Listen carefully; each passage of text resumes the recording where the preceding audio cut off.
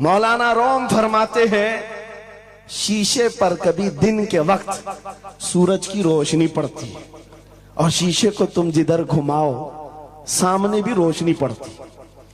बचपन में हम करते थे, छोटा सा शीशा लेते, सूरज को दिखाते और उस पर रोशनी आती है, जिधर भी करो इधर उधर रोशनी जाती रहती है। मौलाना जलालुद्दीन फरमाते हैं वो जो जमीन पर इधर उधर रोशनी घूम रही है वो शीशे की रोशनी नहीं है, धोखा मत खाना, ये सूरज की रोशनी है। सूरज की रोशनी शीशे पर पड़ी और ये शीशा जिधर घूमा उधर रोशनी। इसलिए याद रखना, पूरी जमीन पर जितने औलिया कामिलीन हैं ये शीशे के मानंद हैं। इनके दिलों पर जो रोशनी पड़ती है वो मदीने तैयबा गुंबद खजरा से आती है और ये फिर जिस तरफ जाते हैं उस तरफ रोशनियां होती हैं। लेकिन साथ में तुम्हें ये याद रखना कि ये रोशनियां असल नहीं, इनके कल्ब पर जो रोशनी पड़ रही है वो गुंबद खजरा से आ रही है। बस वो असल चीज को मजबूती से पकड़ो। कुरान यही कहता है वातसिमू बिहब्लिल्लाहि जमीआ, अल्लाह की रस्सी को मजबूती से पकड़ लो। आबरूए माजना में मुस्तफास, उनके जो हम गुलाम थे खल्क के पेशवा रहे, उनसे फिरे जहां फिरा फिराई कमी वखार में। सबब कुछ और है जिसे तू खुद समझता है, जवाल बंदे मोमिन का बेजरी से नहीं। इकबाल ने कितने अच्छे अंदाज में ये मैसेज दिया था। आपको एक बात मैं बताऊं, पेट में दर्द हो रहा है और आपको पता है किसी को भी अल्लाह ना करे कैंसर है, लेकिन फिर भी वो छुपाते हुए ये कह रहा नहीं गैस हुआ है, हाँ एसिडिटी हुई है, चूरन खाए घूम रहा है। अरे बड़ी बीमारी है, तुझे पता है अगर तो खुल करके इलाज कर ले। इकबाल कहते सबब कुछ और है जिसे तू खुद समझता। तुमको मालूम है हमारे जवाल का सबब क्या है, तुमको सबको मालूम है, बोलते क्यों नहीं? फिर रोते हो सियासत नहीं है, क़ियादत नहीं है, जमात नहीं है, एजुकेशन नहीं है, ये सब तो गाते रहते हो, ये सब चीजें नहीं है। असल सबब कुछ और है जिसे तू खुद समझता है।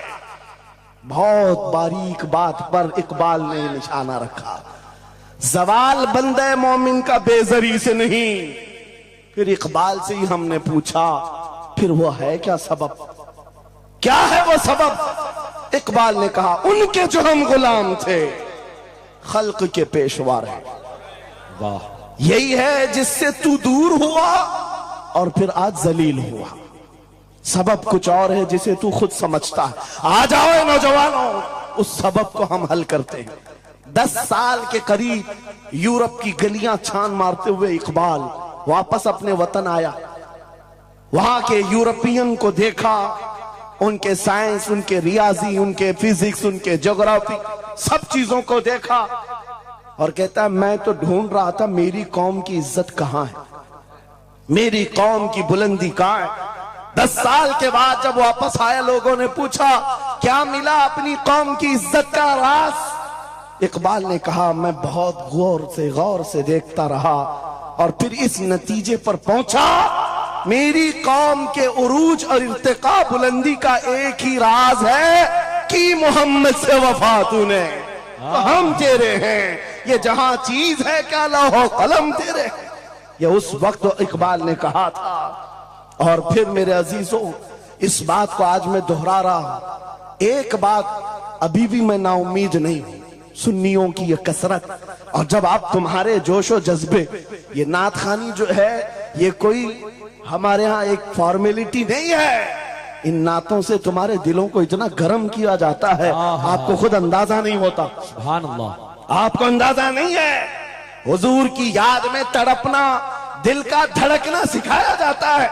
और इन मजमों के रंग को देख करके मैं नाउम्मीद नहीं हूं। अभी इसमें रमक बाकी है, रमक बाकी है। अभी मैं कहता हूं अशहदु अन्ना मुहम्मद रसूलुल्लाह सल्लल्लाहु अलैहि वसल्लम। इधर बैठे हुए भी, सामने वाले भी अंगूठा चूम रहे हैं। मैंने नाम मेरे मुस्तफा का लिया, लेकिन कहा क्या मैंने आपको कि आप भी चूमो? किसने कहा आपको कि अंगूठों का बोसा लेकर आंखों से लगाओ? किसने कहा? अरे मैंने कहा भी नहीं, ना तमहीद बांधा, इधर नाम लिया, बेइख्तियार अंगूठे उठ गए। वाह, बेइख्तियार लबों को छूम लिया तुमने, लबों से अंगूठों को छूम कर आंखों से लगाया। यह इस बात की अलामत है गुनहगार हो गए, गद्दार नहीं है। नारे तकबीर, नारे रिसालत, नारे हैदरी, उर्से सरकार शाहे मीरा, मुहाफिजे से रिसालत। मरे हुए लोगों से क्या खिताब किया जाए? जिंदगी बाकी है, इसीलिए तो घूम घूम कर आपसे खिताब कर रहे हैं। और इस उम्मीद के साथ कि इकबाल ने यह भी कहा था कि निकल कर सहरा से जिसने उलट दिया था तख्ते रोमा को, सुना है कुदसियों से मैंने कि वो शेर फिर होशियार होगा। इकबाल की बात सुनो, कह रहा है पहले जमाने में सहरा से निकले थे सहाबा, पैरों में चप्पल नहीं थे, पैबंद लगे कपड़े, तलवारें टूटी हुई, लेकिन जब निकले थे तो रोमन एम्पायर को भी धूल चटा दिया, पर्शियन एम्पायर को भी परखचे उड़ा दिए थे, दो सुपर पावर ताकतों को नाकों तले छने छपवा दिए। ये तारीख में मौजूद है, मिटाने से नहीं मिटेगा। इकबाल ये कहता है ये जो हालात हुए थे ये देखकर मुझे अंदाजा है वो दिन आएगा मोहम्मद अरबी का शेर फिर होशियार होगा। हम वो होशियार करना चाहते हैं। ये नहीं कि मैं कहता कि हम हैं, ये हैं, वो हैं।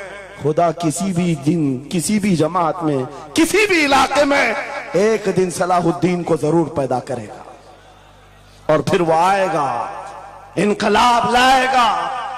हम ना उम्मीद नहीं है खुदा की रहमत से, बार बार आपको जगा रहे हैं। और जब तक ये दौलत मोहब्बत मुस्तफा मौजूद है, मेरा ये यकीन है कि हमें हजारों ताकतें मिलकर के मिटा नहीं सकेंगे, नहीं मिटा सकेंगे। ये दौलत लासवाल तुम्हारे पास मौजूद है। आप नहीं देखते आज हालात बड़े खराब हैं। डॉक्टर साहब हमारे मेहमान हैं, लेकिन आपको पता है यहां के हालात इनके ही पड़ोसी, बल्कि इनकी बिरादरी के लोग जो नात खां हैं, मशहूर नात खां हैं, हमसे पूछ रहे थे कि मौलाना आप जो है कुफार और मुशरिकीन के नरगे में हैं और वहां पर आप इस तरह से बोलते हैं, कैसे बोलते हैं? मैंने उस वक्त बगदाद मुकद्दसा में उनसे अर्ज किया था, क्यों दबे जिस पे हिमायत का हो पंजा तेरा, क्यों दबे जिस पे हिमायत का हो पंजा तेरा, शेर को खतरे में लाता नहीं कुत्ता तेरा।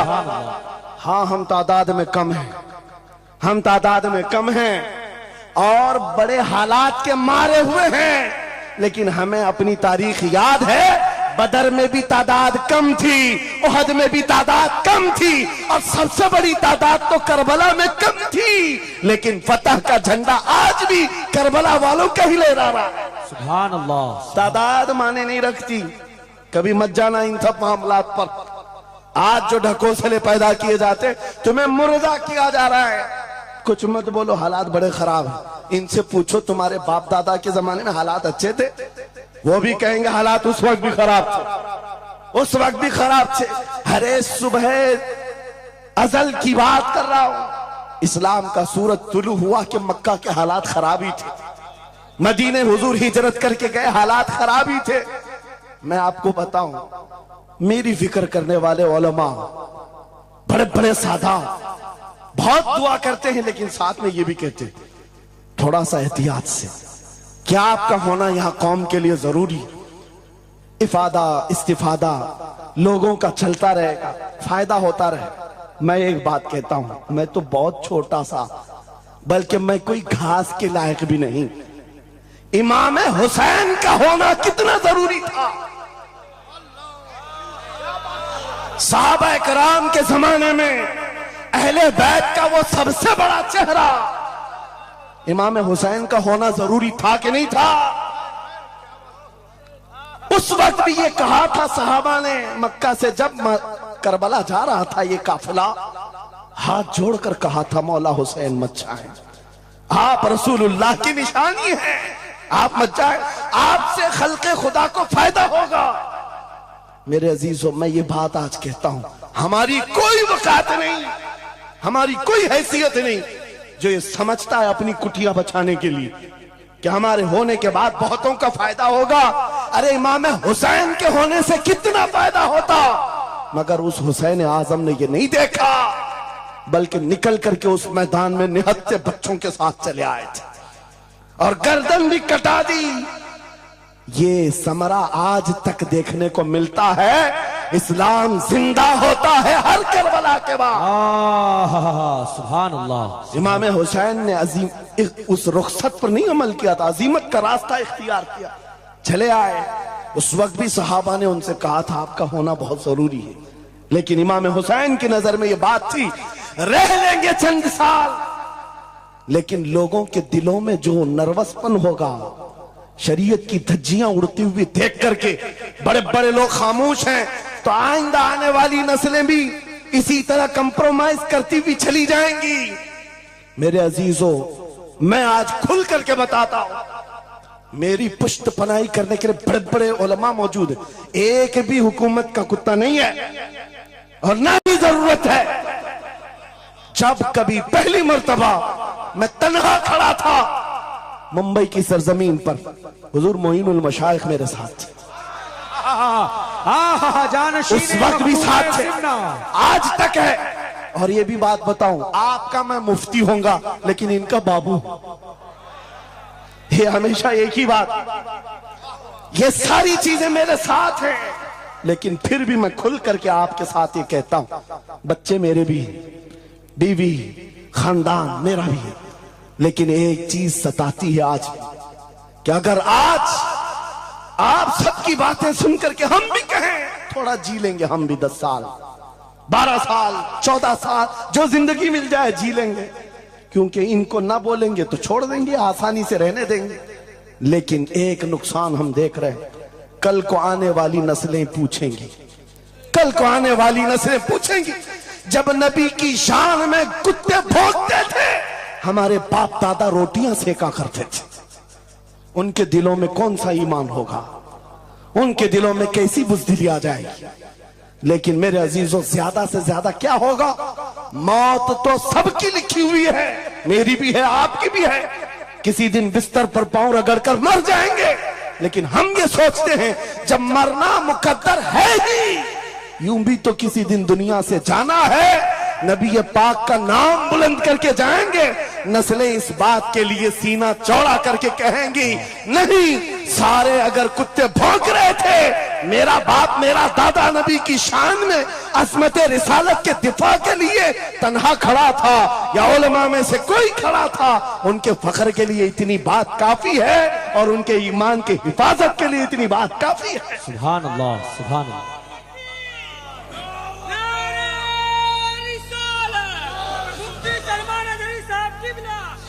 इस अज़मत रिसालत के लिए आपको क्या समझ में आता है, बहुत दिन हो गए हमारे आराम के, बहुत दिन हो गए सुकून के, नबी के नाम पर हमने रोटियां बहुत खाई, हुजूर की इज्जत पर क्या क्या नहीं मिला हमको। कौन से दिन तकलीफ आई है, कौन सी दिन तकलीफ आई है, ये अहले बैत को देख रहे हो, आपको पता है वो बाबुल हवाइज इमाम मूसा काजिम, अहले बैत के इस बड़े इमाम की बात कर रहा हूं जो इमाम जाफर सादिक के बेटे हैं, लेकिन 7 साल तक वक्त के जालिम तागूती ताकतों ने जेल में रखा, जहर देकर के खत्म किया है।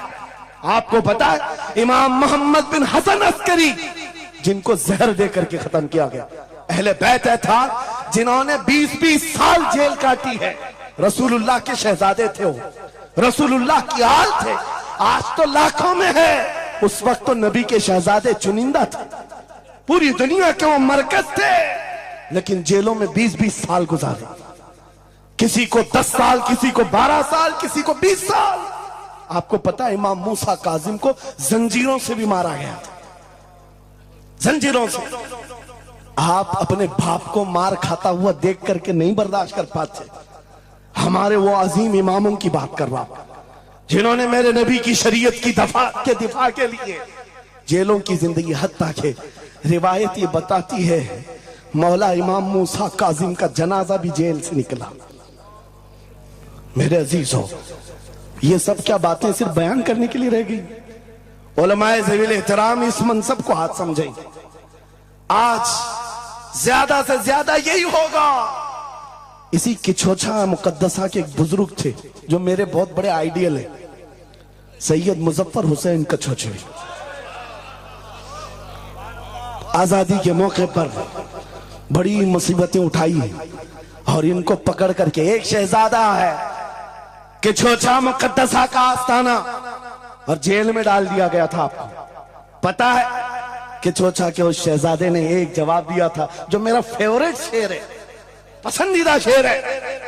आपने कहा था मुजफ्फर को मुकय्यद ना समझ ऐ सैयद, मेरी असीरी भी सुन्नत आबाई है।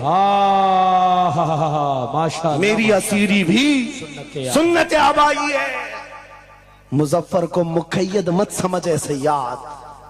आपको पता है ये तारीख है हमारी, लेकिन सब की सब तारीख इसलिए दोहरा रहा हूं कि हमारी इज्जत उसी में मौजूद है, वहीं पर है। वापस आ जाओ उधर ही। अपनी कुटिया बचाकर, अपनी दुकान बचाकर ज्यादा दिन नहीं जी पाओगे। हुजूर के नाम का दिफा करो, सुबह क़यामत तक मौला नाम जिंदा रखेगा। सुभान अल्लाह। हाँ, अपनी हिफाजत के लिए बहुत सारे लोग हैं, अपनी अपनी फिक्र करने वाले। नबी की इज्जत और नामूस पर पहरा देने वालों की तारीख मिटाई नहीं जाती। हजारों मिटाने की कोशिश भी कर लो, वो मिटते नहीं है। आज आपको पता है पैरों से माजूर खादिम हुसैन को कौन नहीं जानता। लोगों को डर भी लगता है उनका नाम लेने में कि गरजता था बंदा और खुद व्हील चेयर पर बैठता, लेकिन लाखों को खड़ा होना सिखा दिया। किस बात पर? क्या अपने बाप के कसीदे पढ़ता था? क्या अपने खानदान के कसीदे गुनगुनाता था?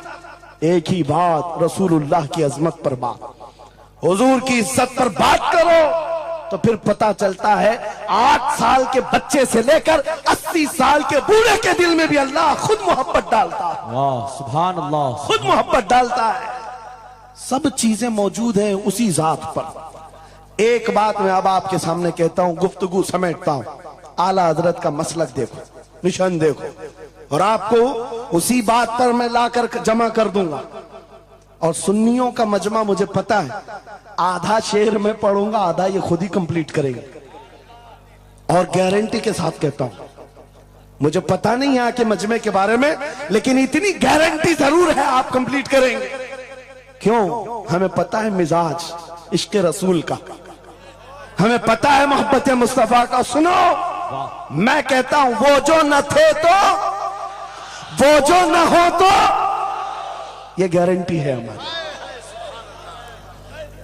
ये गारंटी है। आधा जुमला भी कह दो सुन्नी के बाद, वो जो ना हो तो, हाँ ये कंप्लीट खुद करेंगे। क्यों? ये अकीदा भी है, ये ईमान भी है, ये हमारी जान भी है। वो जो ना हो तो। अब सुनो मेरे अजीजों, जब तुम्हारा दिल पुकार कर कह रहा है वो जो ना हो तो, हमारे नाम के साथ वो जो ना हो तो, हमारी जिंदगी में वो जो ना हो तो, हत्ता के कब्र में चले जाओ, बहुत सारे जवाब दे दें, तुम्हारा रब कौन, तुम्हारा दीन क्या। मेन सवाल तो यही होगा, मा कुंत तक़ूलु फी हक़्क़ि हाज़ा रजुल। बल्कि बात सही अहादीस में मैं कह रहा हूं, एक ही सवाल का जिक्र भी आया है, कब्र में एक सवाल का जिक्र भी आया है, और फरमाया गया सिर्फ एक सवाल ये होगा, बता इस रसूल के बारे में क्या कहता था। वाह, बोलना पड़ेगा, बोलना पड़ेगा। फिर मैं पूछता हूं, कब्र में भी वो जो ना हो तो कुछ ना हो।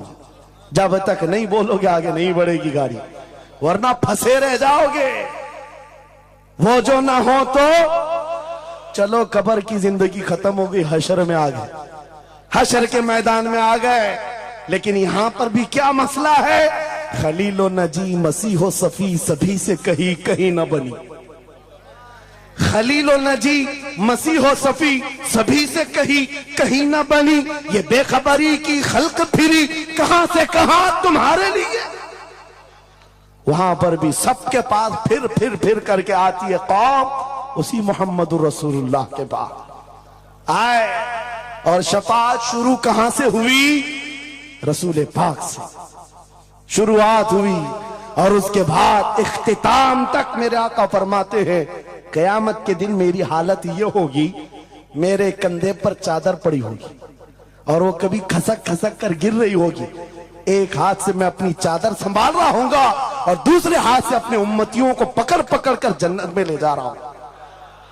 ये मैदान कयामत की बात है। फिर पूछता हूं, महशर में भी वो जो ना हो तो, कयामत के मैदान में भी वो जो ना हो तो, अरे तुम्हारी अजान कंप्लीट होती है, अजान में भी वो जो ना हो तो, नमाज में भी जब तक सलाम नहीं भेजोगे, नमाज में भी वो जो ना हो तो, कहीं पर भी बच नहीं सकते। इसीलिए आला हजरत ने कहा था बखुदा खुदा का यही है डर, नहीं और कोई मफर मकर, जो वहां से हो यही आके हो, जो यहां नहीं तो वहां नहीं। जब तुम्हें समझ में आ गया वो जो ना हो तो कुछ ना हो, वो जो ना हो तो, वो जो ना हो तो, जब तुम्हारा यकीन है, अब सुनो बरेली का इमाम क्या कहता है, ऐ सुन्नी जवान आज ले उनकी पनाह, आज मदद मांग उनसे, आज ले उनकी पनाह, आज मदद मांग उनसे, कल न मानेंगे कयामत में अगर मान गया। आज आना है तुम्हें वहीं पर। मेरी गुफ्तगू का खुलासा यही है, मेरी गुफ्तगू का लुब्बे लुबाब यही है। आ जाओ उस कदम पर जहां से बिलाल हबशी को काबे की छत पर पहुंचाया गया। आ जाओ उस कदम पर जहां पहुंचने के बाद खत्ताब का बेटा अमीरुल मोमिनीन उमर इब्ने खत्ताब बना। हजरत उमर खुद कहते हैं मेरी हैसियत इतनी थी, मैं खत्ताब का बेटा, बचपन में 2 बकरियां मुझसे नहीं संभलती, लेकिन एक वक्त आया हजरत उमर 36 लाख स्क्वायर किलोमीटर पर तनहा हुकूमत करते थे। मिस्र, इराक, यमन, शाम, फिलिस्तीन, ये आज का सऊदी अरब हजरत उमर की निगरानी में था। हजरत उमर कहते हैं आज इतने बड़े खित्ते पर उमर की निगरानी है, इसलिए नहीं कि खत्ताब का बेटा उमर है, इसलिए कि मोहम्मद अरबी का गुलाम उमर है। वो जो ना हो तो, मेरे अजीजों, जितनों ने इज्जत पाई है उस कदम से पाई। आपको जब ये बात अच्छी तरह मालूम हो जाए, यहां देखो आप, यहां चेहरे बहुत सारे, यहां बहुत सारे चेहरे, और उसमें बुजुर्ग तरीन चेहरा वो सैयद रईस अशरफ साहब का है। लेकिन पूरा मजमा ये बात मेरे साथ यकीन के साथ कह सकता है, इन जवानों से कई ज्यादा हसीन और जमील ये चेहरा है। क्यों? अरे तुम्हारे बॉलीवुड और हॉलीवुड में थोड़ा बुढ़ापा आए तो उसे निकाल दिया जाए, फिर उसकी नहीं चलती। वहां सिर्फ रंग और गाजे का काम है, वहां सिर्फ और सिर्फ पाउडर लाली मेकअप का काम है। जब तक जवान थे हजारों फैन थे, लेकिन जवानी खत्म हो गई तो बेचारे उनकी जिंदगी के लाले पड़ गए। और सियासत में भी यही हाल है, 40-40 साल नौकरी किया पार्टियों की, बाद में फिर वो मंडली में बिठा दिया गया, अब आप बैठो दूसरे जवान आएंगे, उनकी भी जिंदगियां खत्म।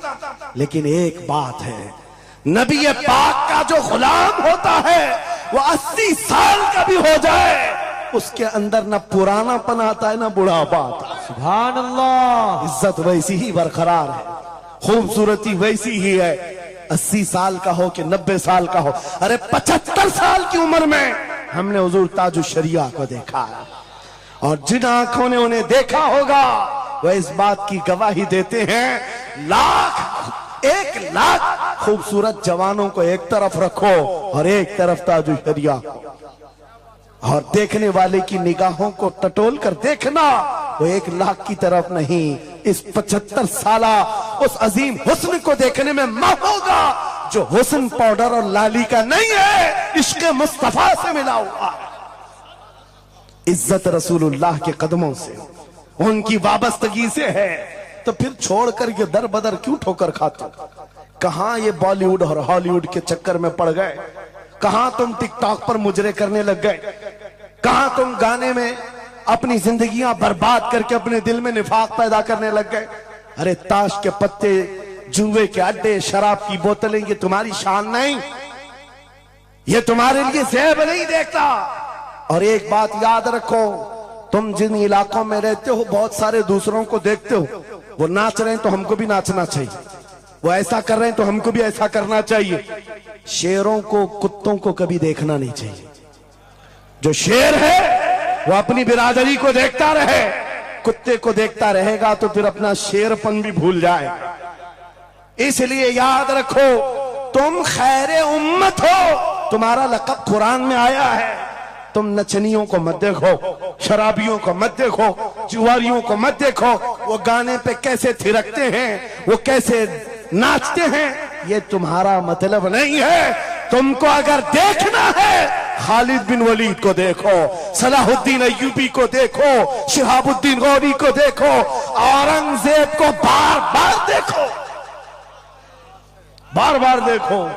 इसलिए कि उन अजीम हस्तियों को देखने वाला ये समझ में आ जाएगा उसे ये सारी इज्जतें जो है उन नौजवानों ने जो हासिल की, वो सलाहुद्दीन अय्यूबी हो कि खालिद इब्ने वलीद हो कि शिहाबुद्दीन गौरी हो कि औरंगजेब हो कि शहीद टीपू सुल्तान हो, ये सब की इज्जतें मुस्तफा के नाम से, हुजूर के नाम से हैं। आपको पता है खालिद बिन वलीद 125 जंगें लड़े, 125 में से एक भी शिकस्त नहीं खाई अपनी जिंदगी में। उनकी तलवार का वजन 35 किलो का है और ढाल का वजन 40 किलो का है, और उनके पूरे जिस्म में एक बालिश्त जगह भी बाकी नहीं जहां जख्म न लगा। जंगे मौता में एक ही जंग में 9 तलवारें टूटी, पीछे कदम कभी नहीं हटा। एक जंग में ऐसा हुआ था कि 2 काफिर सर पर आ गए थे और अमामा गिर गया था, गर्दन पर तलवार थी, कट जाती, तलवार की तरफ नहीं देखा, अमामा उठाने के लिए चल पड़े, उठा लिया, फिर सर पर रखा, उन काफिरों की तलवारें नीचे रह गई। हैरत में पूछा कि ये शहसवार है इस्लाम का, सिपहसालार है, और ऐसी बड़ी गलती छोटा सिपाही भी नहीं कर सकता। जब तलवार गर्दन पर हो तो ये टोपी और अमामा उठाएगा। सामने के पहलवानों ने पूछा, ऐसी बड़ी गलती हमने छोटे फौजी से भी नहीं देखा, तुम तो सिपहसालार हो, ऐसी गलती कैसे कर सकते हो? खालिद बिन वलीद का जवाब, यही मेरा मकसद है। फरमाया, तुम क्या समझते हो खालिद बिन वलीद अपने बाजुओं की ताकत से लड़ता है? हरगिज नहीं। इस अमामे में मेरे रसूल पाक के 3 मुंह मुबारक हैं। माशाअल्लाह, मेरा यकीन है जब तक ये सर पर होते हैं मुझे ताकत देते हैं। नारे तकबीर, नारे रिसालत, अजमते सहाबा। अजीजान गिरामी वक़ार, बस आ जाओ इस नुक्ते पर, जिंदगी पूरी टटोल कर देखना, हर बड़े किरदार की तुम्हें एक ही उन्सुर नजर आएगा, जिसने नबी पाक पर जितना अपनी फिदाइयत का इजहार किया, मौला ने उसको उतना ही बुलंद किया, उतना बुलंद किया। अरे बीमारी के आलम, लकवा, फालिज, ये बहुत अजीब खतरनाक बीमारी, हाथ भी नहीं उठता, पैर भी नहीं उठता, इलाज भी नहीं होता, लेकिन ऐसी बीमारी में भी अस्कंदरिया की सरजमीन से शरफुद्दीन बूसीरी ने पुकारा था, मुहम्मदुन सय्यिदुल कौनैनि वस्सक़लैन वल फरीक़ैनि मिन अरब व मिन अजमी, मौलाया सल्लि व सल्लिम दाइमन अबदा अला हबीबिका खैरिल खल्क़ि कुल्लिहिम। 170 अशार लिखकर अपने नबी की बारगाह में अपनी मोहब्बत का इजहार किया था। जानते हो, नबी आए भी और अपना हाथ फेर करके लकवा और फालिद से सही भी किया और चादर भी इनायत किया, लेकिन जिस वजह से मैं ये बात कर रहा हूं, आज पूरी दुनिया में घुमाओ, अफ्रीकी हो कि अमरीकी हो कि हिंदी हो कि पाकिस्तानी हो, लेकिन एक कसीदा सबको याद है, मौलाया सल्ली व सल्लिम दाइमन अबदा अला हबीबिका खैरिल खल्क़ि कुल्लिहिम। मैंने बहुत तहकीक करके देखा, शरफुद्दीन बूसीरी का ये कसीदा अक्सर को समझ में नहीं आता, लेकिन गुनगुनाता हर कोई है, पढ़ता हर कोई है। पता ये चला कमाल बूसीरी का नहीं है, जो नबी की अजमत बोलता है मौला उसे सलामत रखता है, सुभान अल्लाह, जिंदा रखता है। आला हजरत जिंदगी भर मेरे नबी का नाम लेते रहे, आज मजमों में उनका नारा है। हमारे मजमे उनके नारे के बगैर कंप्लीट भी नहीं होते। हम में से कौन देखा हुआ है आला हजरत? कोई नहीं देखा हुआ है, लेकिन हुजूर के इश्क की बुनियाद पर हर जगह ये चर्चा है। इसीलिए मेरे अजीजों, आओ खिराज अकीदत पेश करते हैं उस बारगाहे मुस्तफा में, और इस बात का अज़्म करके चलेंगे, ये तमाम इख्तिलाफात हटा दो, खत्म कर दो, एक चीज पर जमा हो जाते हैं, जो चीज रसूलुल्लाह ने सहाबा में डाली थी। हजरत बिलाल हबशी को सुना है? जानते हैं ना? हबशी थे, काले थे, चौड़े होंठ वाले, चौड़ी नाक वाले जो हबशी होते हैं उनको हबशी कहा जाता है। हजरत बिलाल हबशी थे और एक साहबी हजरत अबू जर, इन दोनों के दरमियान झगड़ा हो गया, छोटा सा झगड़ा। झगड़े के दरमियान हजरत अबू जर ने सिर्फ इतना कहा, या उम्मत सौदा, या इब्न उम्मत सौदा, ऐ काली मां के बेटे। हजरत बिलाल को इतना कहा, काली मां के बेटे। हजरत बिलाल को यह बात लग गई और दिल में ये बात रखा और हुजूर की बारगाह में आकर कहा, या रसूल अल्लाह, दिल दुखता है। कहा क्यों? अबू जर ने आज कहा, ऐ काली मां के बेटे। हुजूर जलाल में आए, मस्जिद में आए, मिंबर पर आए, कहा बुलाओ अबू जर। आए और हुजूर पाक सल्लल्लाहु अलैहि वसल्लम ने डायरेक्ट जो फरमाए, हदीस के अल्फाज हैं, अफीकल जाहिलिया, क्या अभी भी तुम्हारे अंदर जमाने जहालत की बुराइयां हैं? 3 बार कहा और उसके बाद हुजूर गजबनाक होकर जैसे ही अंदर गए, हजरत अबू जर तड़पने लगे, बेकरारी। दौड़ करके आए, हजरत बिलाल का हाथ पकड़ा, कहां है बिलाल? हजरत बिलाल मिल गए तो हाथ पकड़ करके ले आए। मैं किस लिए कह रहा हूं, कान खोल के सुन। छोटी छोटी बातों पर मशाइख से उलझ जाते हो, बड़े बड़ों को आज बदतमीजी के साथ बात करते हो। साहबा में हुजूर ने जो मोहब्बत डाली थी किस बुनियाद पर? हजरत बिलाल का हाथ पकड़कर हजरत अबू जर ले आए मस्जिद में, कहा बिलाल, गलती हो गई, मैंने तुमको इब्न उम्मे सौदा कहा, काली मां का बेटा कहा। हजरत बिलाल कहते वो बात हो गई, खत्म हो गई। कहा नहीं, खत्म नहीं हुई, मेरे नबी नाराज हैं, आका नाराज हैं। फिर क्या किया? हजरत बिलाल ने कहा मैंने माफ कर दी। हजरत अबू जर कहते ऐसे नहीं, ऐसे नहीं। हजरत अबू जर नीचे जमीन पर सो गए। कहा बिलाल, तुम अपना ये काला पांव, इसका तलवा मेरे चेहरे पर रगड़ो, चेहरे पर रगड़ो, ताकि मुझे एहसास हो कि मैंने किससे उलझा है, किससे उलझा है। अपने आप को नीचे लिटा दिया। कहा बिलाल, अपना पांव मेरे चेहरे पर रखो, एहसास जब हो जाए नबी के गुलामों। हजरत बिलाल कंधे पकड़कर उठाते हैं। कहा अबू जर क्या कर रहे हो? मेरा पांव तुम्हारे चेहरे पर, अल्लाह कभी ना करे। आओ सीने से सीना मिलो, मैं जिसका गुलाम हूं उसके तुम भी गुलाम हो। सुभान अल्लाह। यह उनकी इज्जतें थी। एक ही महवर था वो नबी पाक की इज्जत, एक ही मरकज था। काश वो चीज अगर आज आ जाए, ये सब भूल जाएंगे इख्तिलाफात। असल बात ये, जिहालत इतनी भरी हुई है, ये छोटे छोटे तबकों में बट करके पता नहीं किसको किसको कोसते रह जाते हैं।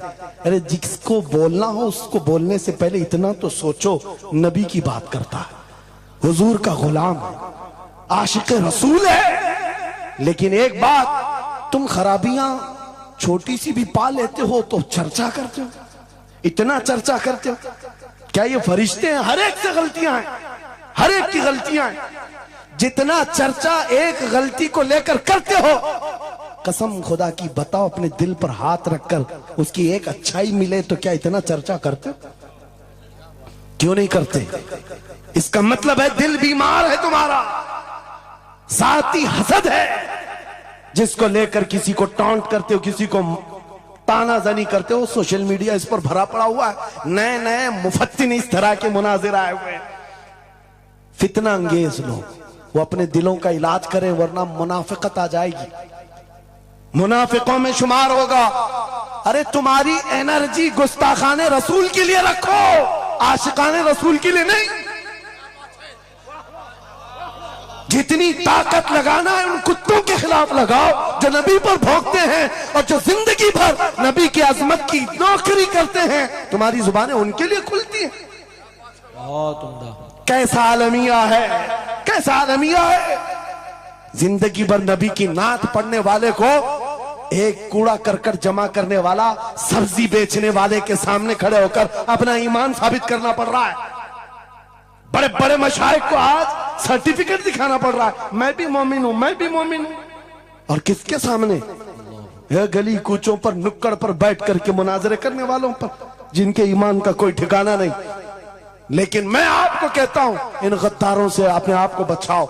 नबी की अजमत जिसके पास देखो, सारे इख्तिलाफात भूल जाओ, उसकी इज्जत करो, बेशक उसकी इज्जत करो। इसलिए कि कल क़यामत के दिन तुम्हें जब खड़ा होना है शफाअत के लिए, तुम भी उसी नबी को पुकारोगे, वो भी उसी नबी को पुकारे।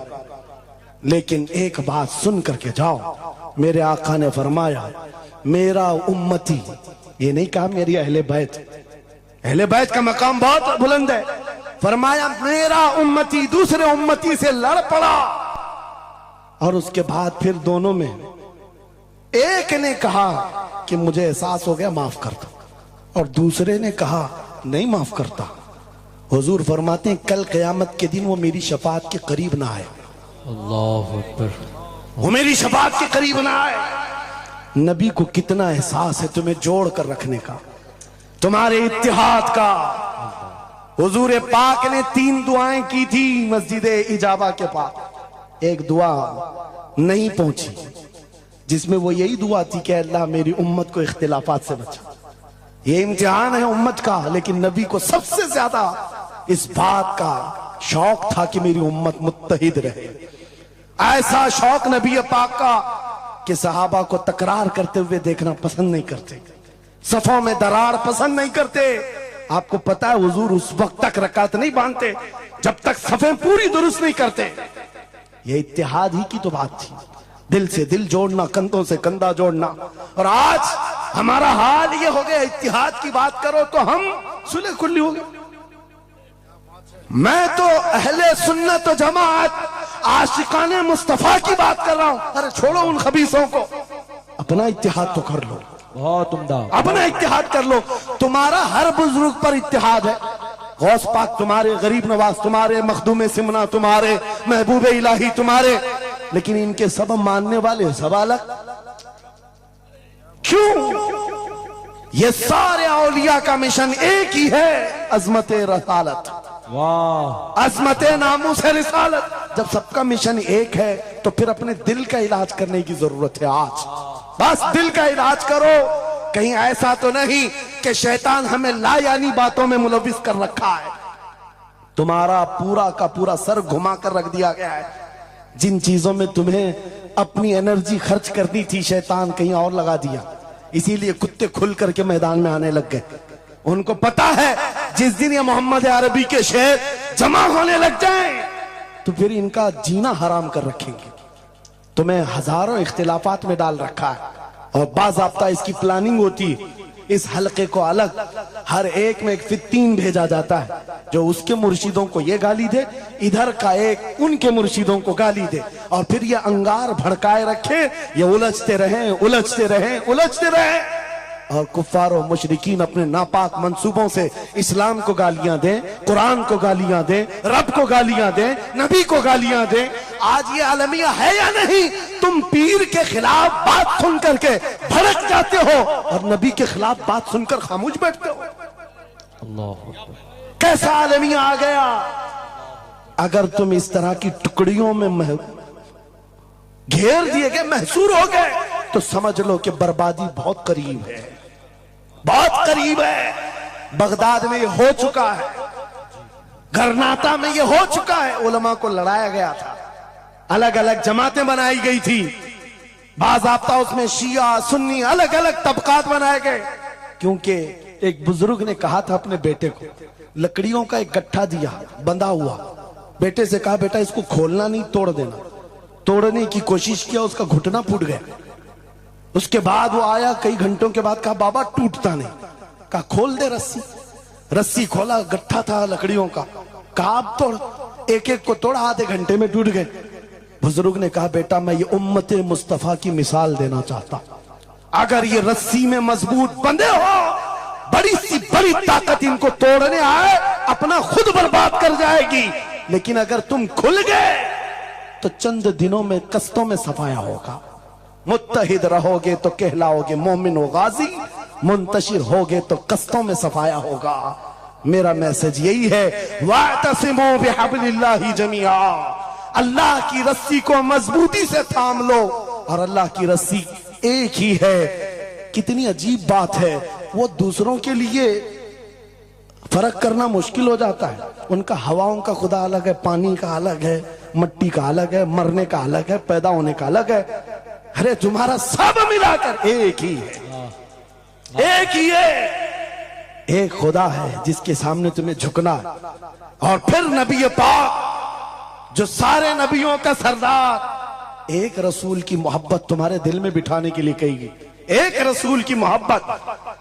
अगर इस पर हम कामिल हो गए, मेरे अजीजों, कुरान कहता ला तहीनु वला तहज़नु अंतुमुल आलौन व अंतुमुल आलौन, तुम सबसे बुलंद होगे अगर नबी के गुलाम हो जाओ, अगर नबी के गुलाम हो जाओ।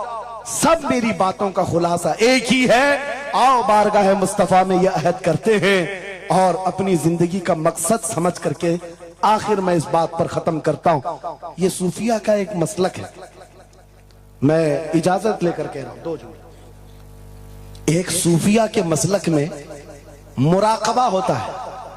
मुराकबा, मुहासबा, मुकाशफा, अलग अलग चीजें हैं। वो मंजिलें तय कराते हैं। औलिया इकराम के सामने जाओ, तस्बीहात अलग हैं, नमाजें अलग हैं, मुजाहिदे अलग हैं, लेकिन उसमें एक चीज है मुराकबा। मुराकबा किसको कहते हैं मैं आपको बताता हूं। गर्दन झुकाकर खामोश बैठ जाना, पढ़ना उड़ना कुछ नहीं, खामोश बैठना है, यह मुराकबा है। खामोश बैठना। हजरत जुनैद बगदादी से पूछा गया, अरे खामोश बैठे तो बंदा खामोश तो नहीं रहेगा, सोचेगा, दिमाग तो चलता ही रहेगा कुछ ना कुछ। क्या सोचे, कुछ तो सोचें आती है, खामोश बैठता है बंदा तो सोचता है। हजरत जुनैद बगदादी ने कहा हाँ, मुराकबा मतलब है पढ़ना तो नहीं है, सोचना तो है। कहा क्या सोचना है? कहा बस एक ही बात बार बार सोचना, मैं क्यों पैदा किया गया, मैं क्यों बनाया गया, क्यों पैदा किया गया, बस इतना ही सोचना। इस मुराकबे पर हर वली अमल करता रहा।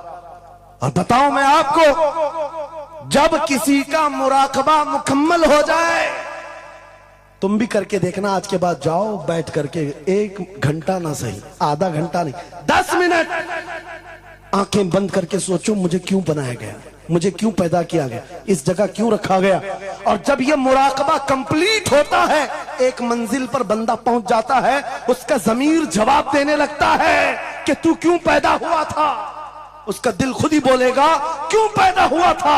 और मिसाल बताऊं, जिसका मुराकबा कंप्लीट हुआ, एक मिसाल में मुर्शिद गिरामी हुजूर ताजुश शरिया की बात करता हूं। जब उनका मुराकबा मुकम्मल हुआ होगा, तब दिल जवाब दिया है, जिंदगी ये नहीं किसी की किसी के लिए, जिंदगी है नबी की नबी के लिए। अरे ना समझ मरते हैं जिंदगी के लिए, जीना मरना है सब कुछ नबी के लिए। सुभान अल्लाह।